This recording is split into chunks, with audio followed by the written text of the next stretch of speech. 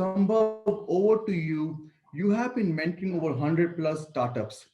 Uh, Tell us about your journey with 100 plus startups. How do you mentor them? How do you help them succeed?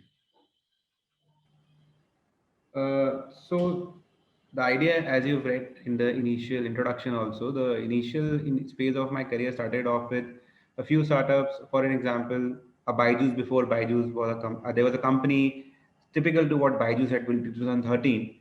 I worked with a company in 2009, raised millions of funds, but unfortunately could not prosper. And likewise, there were four or five back-to-back failure stories that early in my career I saw, and typically those mistakes were repeated. I mean, they were just not from the finance front, they were also from how the companies are building values, what the cultures they are building, how are the co-founder relationships, are the legal ends all tied up or not. All those learnings, when we brought together in 2014, is when we started. From there on, these are the learnings which we have, apart from, of course, what the finance and the legal side that we look.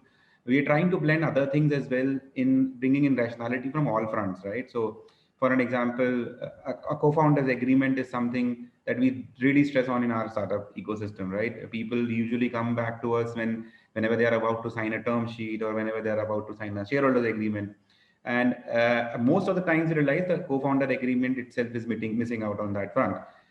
This is one example which in our portfolio or the kitty of startups that we have, we stress on.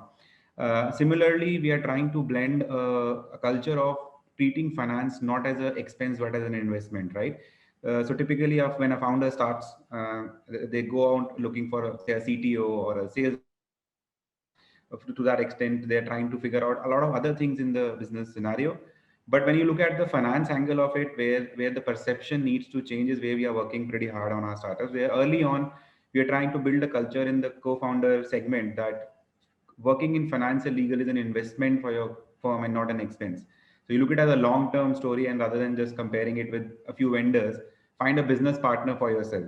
So what we are trying to blend is not just act as a finance and legal consultant, but blend in the business partnership of adding values whatever way we can.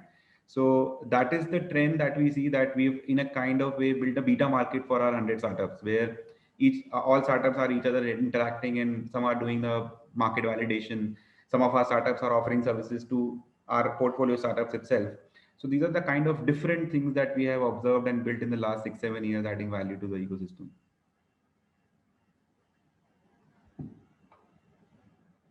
You're on mute, Amit. Very, very interesting, Sambhav. I think in the beginning, everybody considers these lawyers and CAs as an expense. I mean, their books are all over the place. Their contracts are all over the place. And and sometimes when they go for funding, or when they're maturing and they realize that they have messed up everything, and at that stage, sometimes it's repairable, sometimes it's not repairable. I think what you're making a point here is, consider these people as your extended family who are helping you achieve your goal by being more organized, by being compliant financially, legally. Those are some great tips, Sambhav. Sambhav, give us two main reasons, two topmost reasons why startups fail. Because majority of them fail. 90% startups fail in about just 3 or 4 years. Majority of them are failing. It's something wrong that they're doing, right? What's the wrong thing that they're doing?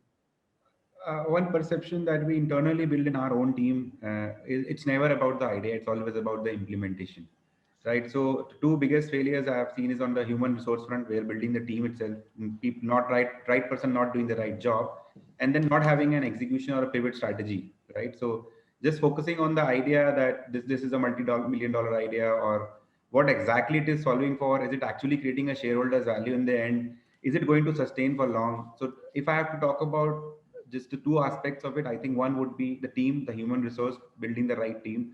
So, and the second one would be having a right strategy, which can change and which founders can pivot at the right time. So what you're saying is failure to execute properly and a not so strong team.